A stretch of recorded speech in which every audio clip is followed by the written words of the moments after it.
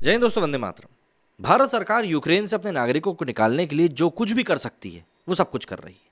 लेकिन कुछ एक न्यूज़ चैनल्स ऐसे हैं जो कि मतलब बिल्कुल बैठे ही हुए हैं इस कोशिश में कि हम कैसे भी करके कोई एक मौका ऐसा ढूंढ लें कि हम भारत सरकार को निशाने पर ला सकें।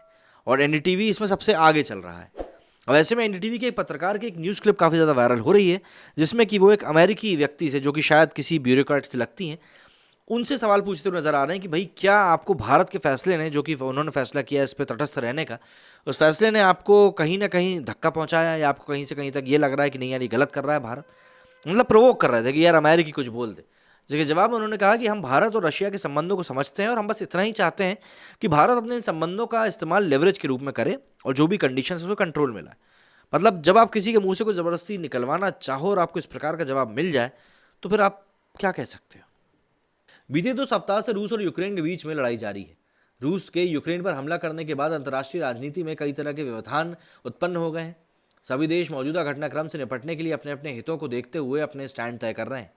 एक जिम्मेदार वैश्विक शक्ति के रूप में भारत ने अपने सामरिक हितों को ध्यान में रखते हुए यूक्रेन और रूस के विवाद पर अपना निष्पक्ष रवैया कायम रखा है। रूस के यूक्रेन पर हमले की निंदा करने वाली संयुक्त राष्ट्र के सभी प्रस्तावों को लेकर हुई वोटिंग में भारत अनुपस्थित रहा।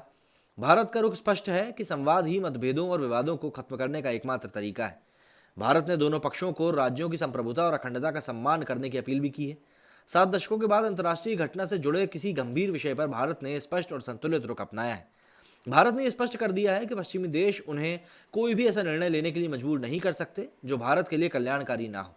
भारत के इस रवैये को कुछ समूह रूस के समर्थन के तौर पर भी देख रहे हैं। हालांकि भारत का रुख उसे बेहद साफ है और निष्पक्ष है। यह किसी एक के पक्ष या फिर विरोध में नहीं है। भारत इस विवाद को बातचीत के माध्यम से हल करते हुए देखने का पक्षधर है।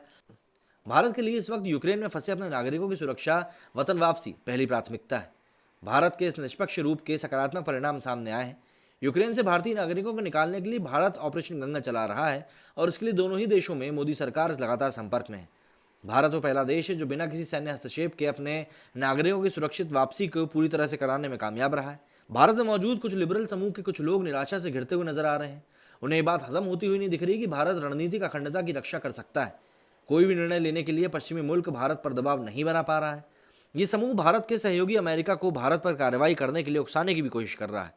शुक्रवार 4 मार्च को एनडीटीवी के पत्रकार श्रीनिवास जैन भारत में अमेरिकी मिशन की प्रतिनिधि पेट्रिसिया एलिसिना से एक इंटरव्यू के दौरान यूक्रेन रूस विवाद पर भारत के निष्पक्ष रूप और संयुक्त राष्ट्र के प्रस्तावों पर मतदान के दौरान भारत की अनुपस्थिति को लेकर एलिसिना को केंद्र की मोदी सरकार के खिलाफ कड़ा रुख अपनाने के लिए उकसाते नजर आए।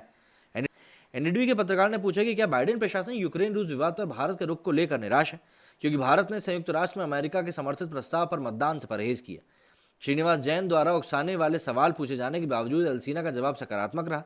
उन्होंने भारत के खिलाफ किसी भी तरह की टिप्पणी करने से परहेज किया। उन्होंने कहा कि अमेरिका इस बात को समझता है कि रशिया के साथ भारत के संबंध रशिया के साथ अमेरिका के संबंधों से काफ़ी अलग है।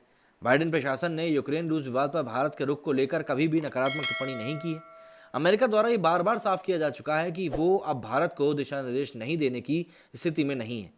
यह स्पष्ट होने के बाद भी वामपंथी धारा के लोग अमेरिका को भारत पर कड़ा रुख अख्तियार करने के लिए उकसाने की कोई भी कोशिश छोड़ नहीं रहे हैं। और जाहिर सी बात है, कैसे छोड़ देंगे भाई। आपको समझना चाहिए कि वो लोग अगर ये नहीं करेंगे तो भारत को वो नीचा कैसे दिखा पाएंगे। अब एनडीटीवी को ही देख लीजिए, उन्होंने कितनी कोशिशें करी। मेरे स्टूडियो में फिलहाल इतना ही। जय हिंद, जय भारत।